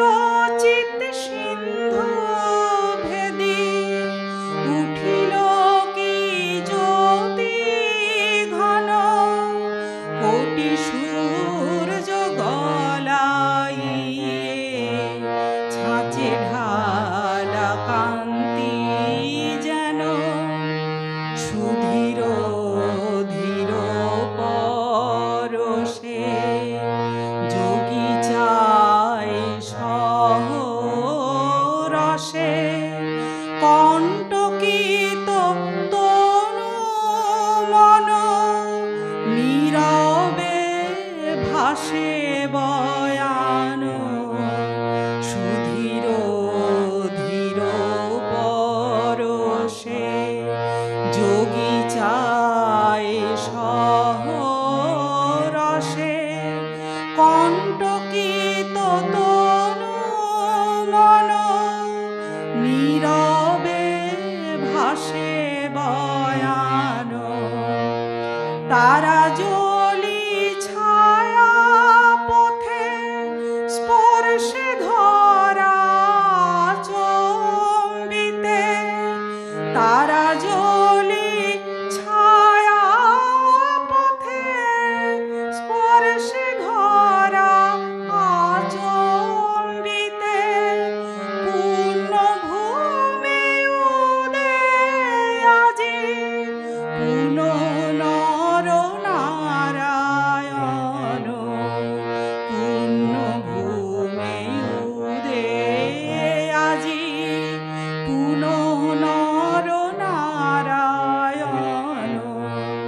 স্তিমিত চিত সিন্ধু ভেদি উঠিল কি জ্যোতি ঘন কোটি সূর্য গলাইয়ে ছাঁচে ঢালা কান্তি যেন স্তিমিত চিত সিন্ধু ভেদি উঠিল কি জ্যোতি ঘন কোটি সূর্য গলাইয়ে ছাঁচে ঢালা কান্তি যেন।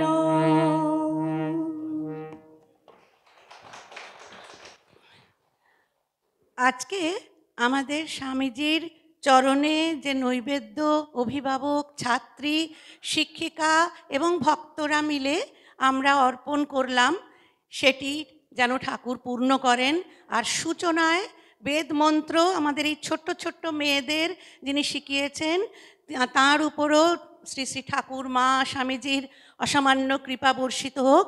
আমাদেরই আশ্রম বিদ্যালয়ের শিক্ষিকা শ্রীমতী সুলেখা ঘটক, আর শেষ করলেন আমাদের শ্রীমতী সর্বাণী রায়, তিনিও শিক্ষিকা।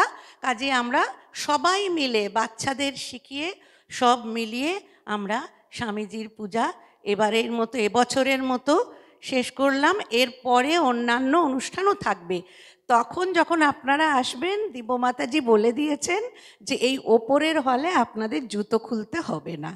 শীতের দিন, হ্যাঁ, দিদি বললেন, মাতাজি বললেন যে জুতো পরেই আপনারা এখানে প্রবেশ করে শুনবেন। আজকে আপনারা শ্রদ্ধার সঙ্গে খুলেছেন, সেটা তো সত্যিই শিক্ষণীয়, কিন্তু নিচের ঠাকুর ঘরে ঠিক আছে, এখানে শীতে আর অতটা কষ্ট না করে নিজের জুতোটা পরেই রাখবেন।